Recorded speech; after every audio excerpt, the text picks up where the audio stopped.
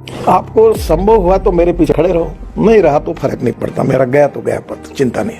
मेरा गया तो गया पथ, चिंता नहीं। मतलब कोई फर्क नहीं पड़ता। मैं राजनीतिक पेशावर नहीं हूँ, जो होगा सो देखा जाएगा। कि मैं भी बहुत सामान्य व्यक्ति हूँ और आज भी मैं फुटपाथ पर खाने वाला, थर्ड क्लास में पिक्चर देखने वाला और नाटक पीछे से देखने वाले लोगों में से बड़ा हुआ हूँ।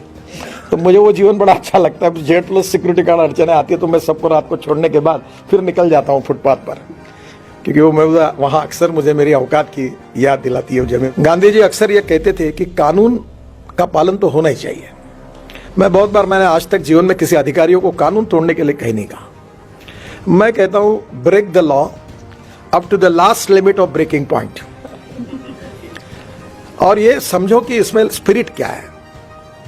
और दूसरी बात गांधी जी ने कही है कि जब आपको ऐसा लगेगा कि आपका कोई भी निर्णय करने के लिए ये निर्णय गरीब व्यक्ति के हित में, जो शोषित है, पीड़ित है, दलित है, सामाजिक, आर्थिक, शैक्षणिक दृष्टि से पिछड़ा हुआ है और उस व्यक्ति से इससे न्याय मिलने वाला है, तो इस न्याय को, इस कानून को अगर आपको तोड़ना पड़ेगा तो आप जरूर तोड़िए, क्योंकि उसमें उसका हित है।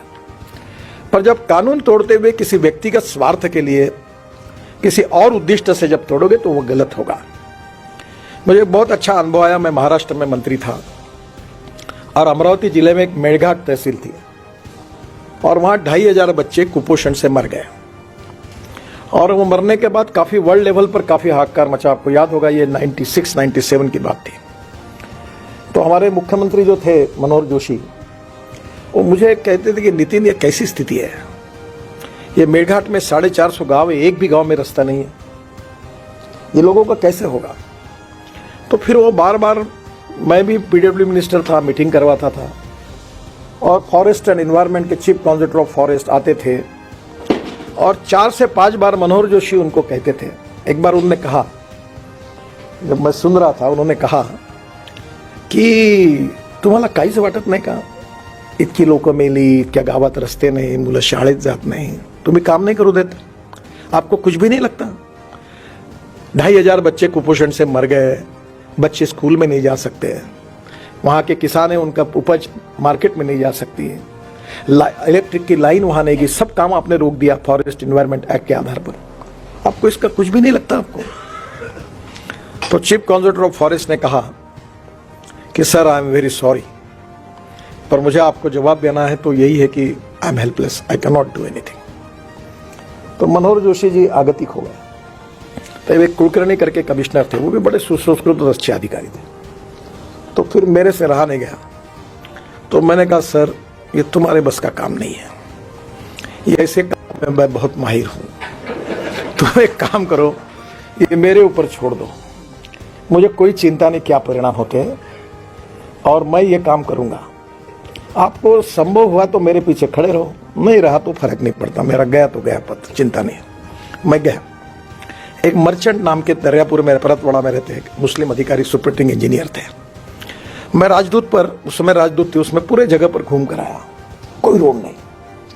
तो मैंने कहा तुम एक फाइल तैयार करो और फाइल तैयार करने के बाद मंत्रालय में भेजो।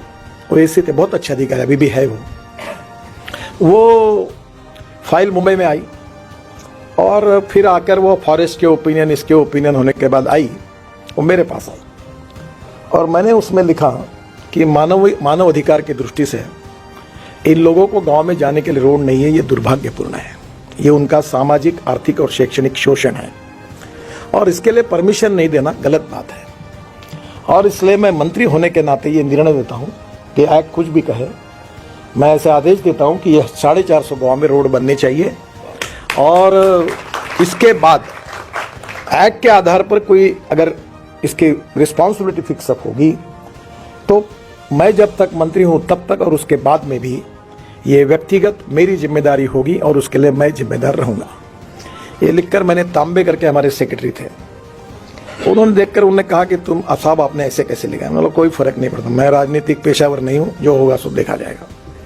और मैं गया, क्या कहा वो मैं अब नहीं बताऊंगा फॉरेस्ट वालों के लिए, क्योंकि वो ठीक नहीं होगा। पर मैंने 450 गांव में रोड बना दिया। और डॉक्टर अलेक्जेंडर हमारे गवर्नर थे, बहुत अच्छे संवेदनशील व्यक्ति थे। मैं उनको हेलीकॉप्टर से लेके गया उद्घाटन के लिए और वो पहले 5 गांव में जाने वाले थे, फिर वो 20 गांव में गए, 2 दिन वो चिखलदरा रुके थे और वो इतने खुश हुए।